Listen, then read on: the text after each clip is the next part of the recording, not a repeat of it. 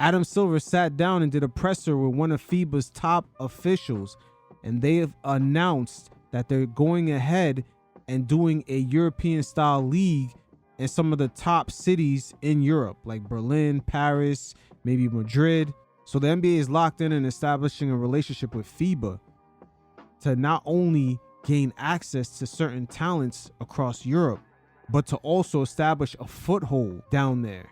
And it's going to open up a lot of different doors, because with some of the struggles the NBA is having with the AAU circuit and the youth leagues throughout the United States being so showcase driven, and also with the NIL deals among the college amateur circuit just being kind of all over the place, this may become a new avenue for a lot of youths in the United States who could become professionals starting at the age of 12, 13, 14 years old to start playing for some of these European clubs, even at a youth level. And the reason why I say this might be a great opportunity is because now with the NBA having an association with these European leagues, kids may see a better path forward into getting into the NBA, because now the scouts are going to be more connected, the coaches are going to be more connected. It's almost going to be, in a way, very similar to soccer globally, where players normally get transferred from team to team across the globe. So there's a lot of different dynamics here at play, but just also keep in mind that Maverick Carter just a couple months earlier announced that he and some of the sovereign money in the Middle East was going to formulate their own league. So there's a lot of Cold War games being played, but right here we're going to check out Adam Silver in the presser along with one of FIBA's top officials and explain how all this culminated together, and also what does this mean going forward. You guys check it out, and every once in a while I'll check in. So, as you all know, we just concluded 2 days of our Board of Governors meetings, but one of the central topics was opportunities that we've been looking at to continue to develop basketball in Europe. And I'm particularly pleased today, along with my colleague Andreas, to announce that we're ready to go to the next stage, and that is to explore a potential league in Europe with FIBA as our partners. Roughly 15% of the players in the NBA right now are from Europe. 5 out of the last 6 of our MVPs have been European, but there's a huge gap, I think, between the amount of interest in the sport and the development as in terms of how we operate a league here in North America. I mean, it's something that is not a new discussion between the NBA and FIBA. Certainly my predecessor, David Stern, along with your predecessors, Boris Stankovic and Patrick Baumann, had discussions around potential opportunities in Europe literally for decades. But we feel now is the time to move to that next stage. And for FIBA, the growth of the game internationally is based on 2 pillars: very strong national team competitions and very strong club competitions. And coming out of the most successful World Cup and Olympics ever, we believe it is the right timing that we also take the next step for club basketball. It is certainly looking around the world, of course, here in North America, the NBA is most popular and more commercially successful than ever. This is credit to you, Adam, to your team, and the 30 owners and their teams. And the NBA is going to bring in some of that commercial success to these European teams. And there's a lot of opportunity for them because, once again, Netflix is looking for content. So are a few of these other streaming platforms that the NBA has collaborated with, like Peacock and Paramount, and even Amazon to a degree. So there's a lot of opportunity. It's almost like the technology just meets them at a perfect timing. At the same time, we see national leagues, national championships around the world growing very well in a very good pace, both in terms of commercial expansion as well as talent development. Before I get to Europe, you see Japan, you see Australia, you see our joint project in Africa having a significant positive impact on the continent, and several national championships in Europe are doing very, very well. On the international level, meaning we call international the leagues that involve more than one country, clubs from more than one country, we have been running, FIBA has been running competitions for almost 7 decades, since 1957-58 season. And certainly we have seen great product, we have seen great players, but at the same time we have come to the conclusion that the popularity of the sport and the success that we've had with the national team competitions is not matched by a fan interest and a commercial impact commensurate to that success. So it's natural for us as FIBA, having international club competitions as one of the 3 strategic priorities, to discuss with all our stakeholders, and one of our 2 most important ones, it's the NBA. Interesting. I did not know the NBA was one of their stakeholders. Interesting. But the international competitions, make no mistake about it, it's going to eventually trickle down into the NBA. That's what they really want to do, imitate sort of a Champions League of basketball. You could have Luka and the Lakers take on a top performing team from Spain. So that'll be like another tournament on top of the in-season tournament, or they might end up getting rid of that and just do club tournaments from different countries, the best of the best, facing off in a 1 or 2 month tournament. Together with the IOC, the 2 key institutional partners of FIBA. And as Adam said, these are not new discussions. They have been going on. Another element that has helped over the last years, and that is that the NBA is represented on the FIBA board. And I would like to thank Deputy Commissioner and COO Mark Tatum, who's been 11 years now on the FIBA board and on the reduced board, the FIBA executive, and who understands very well our perspective, our primarily developmental perspective for the growth of the game. So I'm also pleased, therefore, to announce that further to the recent FIBA Executive Committee meeting, we have unanimous support to take the next step together with the NBA in the discussions for the creation of such a league. It's crazy because the NBA has the marketing, the sort of business side on point, the commercialization of the sport. It's A1. But the European side, they don't have that, but they have the development, the skills. That's on point. So I'm wondering if these 2 worlds are ready to collaborate. And when they do, it's actually going to be better for youth sports in America. Somebody with the talent level of LeBron James, or even a guy like Cooper Flag, they could have been professionals since they was 12, 13 years old, being developed in a league out in Europe, because that same league has NBA connections. So coaches are going to be talking to each other, scouts, everybody's really going to be a phone call away from just kind of almost being interconnected in a way, now that the world is flat, especially with the internet. It is important for FIBA and its members to emphasize that the plan currently being reviewed, and which we're still exploring, would be compatible with what FIBA and its members, federations and leagues have been doing on the continent, both in terms of connection to the Basketball Champions League and to the national leagues, harmonization with the FIBA calendar, and of course, an extremely important component of this is the support to the development of our members, as well as the ones that we do jointly with the NBA, such as the BWB, the Basketball Without Borders, for the development of players, coaches, and referees in the continent. So thank you, Adam. Thank you also to the Board of Governors, broadening and strengthening what is, and I can tell you coming back from Greece and the IOC session, what is a unique relationship between a North American professional league and an international federation. Thank you. It's early days, so literally nothing has been agreed upon yet. We're still in the modeling and I would say exploratory stage. One thing, though, we know is important is we want to honor the traditions of European basketball. There are some different rules. For example, it's a 40-minute game as opposed to a 48-minute game in the U.S. I think we would play in the current FIBA, what I would say European format. There's strong tradition around the game there. I think stylistically the game looks a bit different than the NBA game. I think those are all very important aspects to us. I think there's tradition of open leagues in Europe.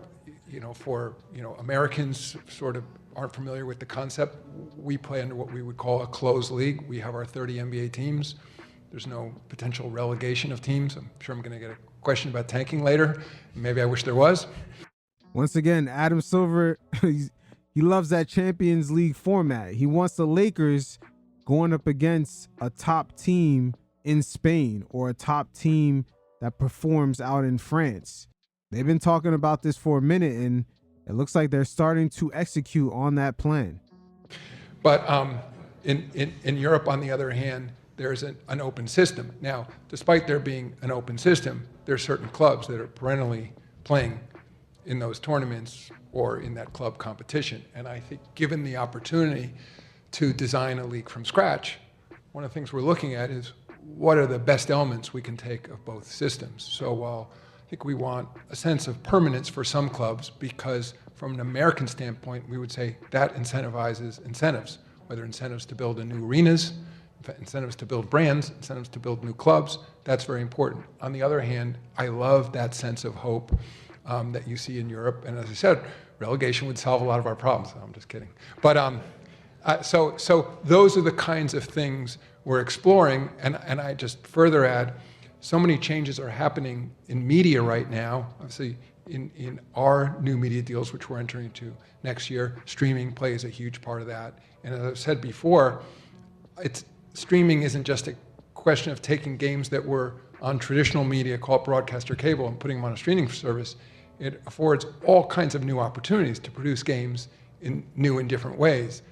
Facts. Oh my God, the opportunities are almost endless. I mean, just imagine the next media deal with the NBA having additions globally. So now they introduce a new Champions Cup, where it's multiple teams in France, Germany, Spain, that's playing against NBA teams. So that would make their next TV deal even bigger.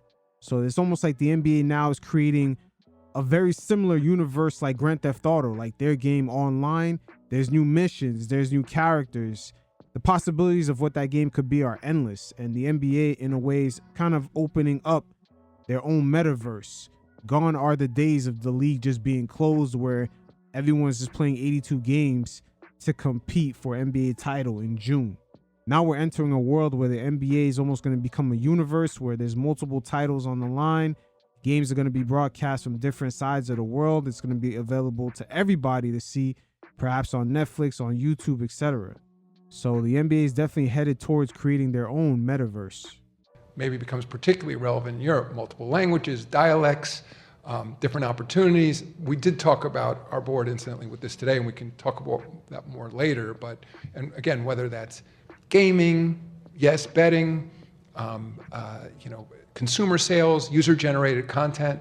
So one of the things I'm fascinated in exploring is, to the extent we have the ability to create a league from scratch, how would we do things differently based on 79 years of learning in the NBA and based on decades of learning for FIBA in terms of how they see as the best way to operate a league. The only other element perhaps that I need to say from a European or international perspective is there is no NCAA. That is a beautiful thing. When it comes to professional basketball, no NCAA is a beautiful thing. Let them have their own system, but the top of the top, the best of the best, could possibly now go professional at a younger age in a different country. And that will allow a pathway for those top players to actually get into a system where them thinking about getting paid is an afterthought. They're a professional, so everything in accordance to their training, their payments, everything is almost like a job. They don't have to jump through any type of loopholes or deal with boosters, etc. Because with NIL just being so wide open, it's almost like the Wild West. Just anything is going down over there, and they're constantly changing the rules, and they're constantly trying to regulate how much can players actually make. It's a strange dance they're doing over there. It's almost like they want to be considered professional because guys are getting paid, but they want to put amateur restrictions on the players. It's a strange thing. In Europe, the production of players happens in the clubs, and there is a pyramidal system of sport. And that means that the road of hope, as Adam said, or this dream of developing and playing against the best is part of our mission as well. And that's what the American youth players need. The guys in AAU, the top players, they need to go through the clubs, because nothing is based off of the player's age. It's based off of skills. That's why Luka, I believe at age 15 or even 16, 17, he was already playing with players way older than him, because it's really based off of skills. And low-key, the NCAA is watching this movement very closely, because it just becomes another hindrance on them recruiting the very best of the best to get into that circuit. A small parenthesis, this is what we did also, these two organizations, almost 35 years ago, saying that the best have to play against each other. And I do see an analogy in that, because while we understand the benefits of permanent structures and developing certain markets in a certain way, at the same time, the wider the pyramid is, the better developed the pyramid is. And that means the more clubs we have that are ready to invest in developing players, in winning their national league, in winning the BCL, and getting to the new league, the better it is for global basketball. Why? This morning we had the Eurobasket draw. 24 countries are playing, and that is only the final phase. World Cup, 32 countries play. We cannot limit ourselves in just a few countries. We have here, if I'm not mistaken, more than 60 Europeans playing the NBA, and they are coming from more than 25 countries. So our NCAA is the national championships and the second tier. So the interconnection between the two, this permeability that Adam described, is a big part of how the model could look. Now, in terms of the FIBA rules, I think Adam has covered that, and of course on the commercial aspect as well. This is, I believe, part of the discussions we're having right now. Our role as International Federation is to unite as much as possible the basketball ecosystem. We have tried that in the past, we are trying it now, and we will continue trying it. We're conducting meetings, conducting bilaterals with our stakeholders, including our top clubs. I've tried, and I think I've managed to some extent to convince, especially during the difficult COVID times, that FIBA is here for everyone. And we want our top tier clubs to make more money, to become sustainable, because the majority of them are not, and also to motivate the rest of the ecosystem to play against them and produce players. And during that process of FIBA's basically doing its job, whenever we've called the NBA was there, ready to help, ready to participate in meetings, ready to put its, no doubt, business acumen, but also its very high level know-how of how you run a league and you deal with a different ecosystem. So we will continue on that same path. So number one, yes, we're looking at the existing arena infrastructure in Europe, although at the same time I'd say part of the opportunity here is to potentially build more state-of-the-art basketball-style arenas in Europe. I mean, that's where we see an opportunity in terms of incentivizing partners, potential team owners, maybe existing clubs to come in, modernize facilities or build new facilities. In addition, we are of course looking at size of cities.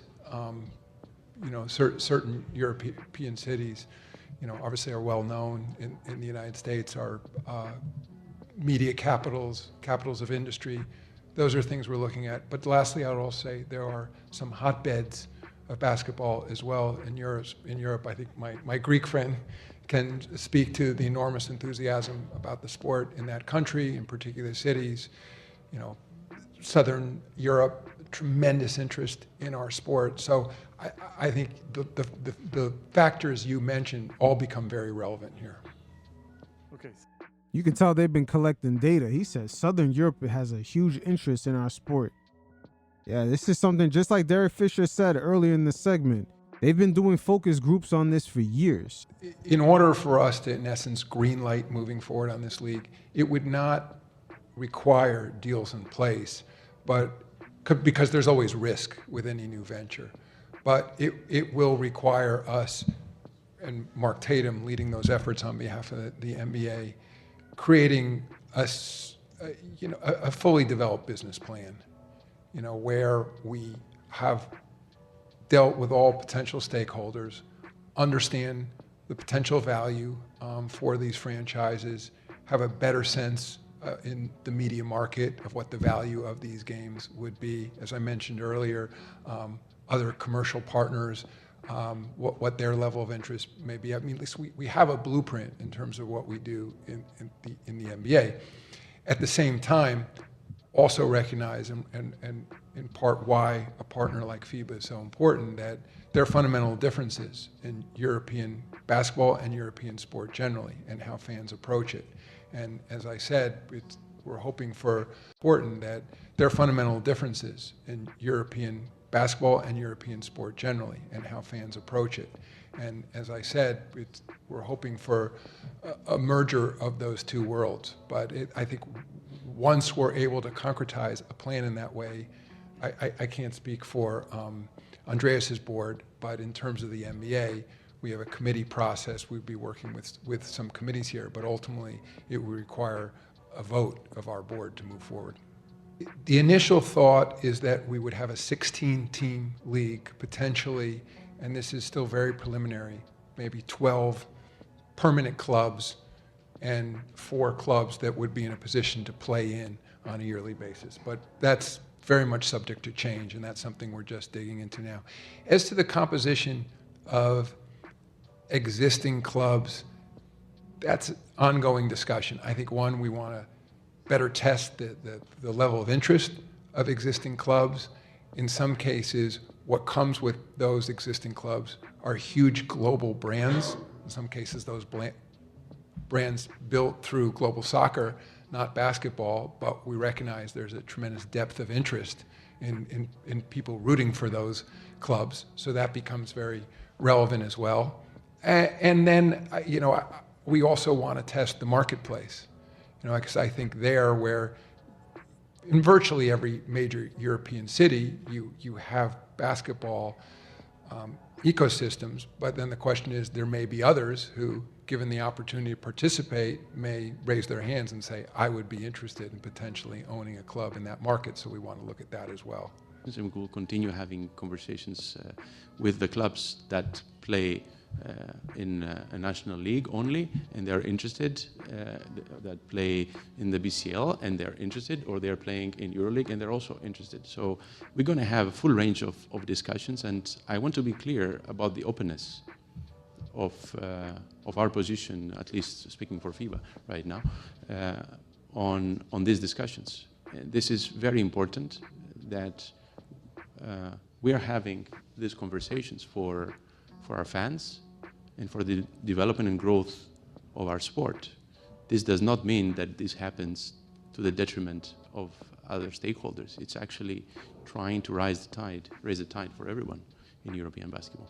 One thing I want to add, and for those who are sitting here or watching this and thinking, why all the fanfare around exploration of a league and not the announcement of a league? And in part, it's the response to your question, which is, we want to have very open and direct conversations with existing stakeholders and not have backroom conversations. And it was our feeling, if we announced our intentions, then we could openly discuss with existing stakeholders, existing clubs, what their level of interest is, and the community would know that in terms of the FIBA community as well. And we thought that was a healthier way to go about it.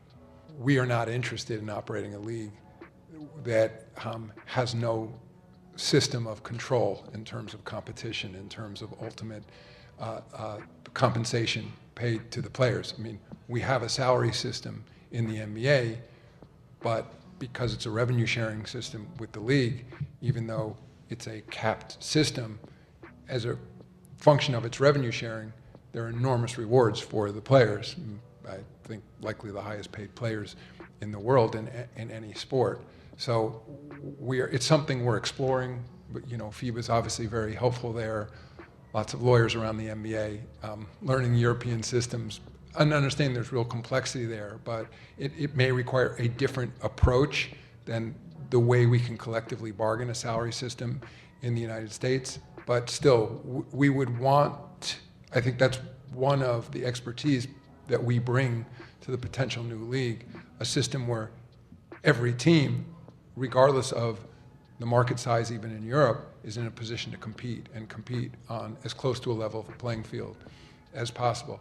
In terms of existing NBA owners, there's currently a rule in the NBA that you can only own one basketball club. At least it's our contemplation now that NBA owners would participate as a collective, as owners in the league, but not owners of individual clubs.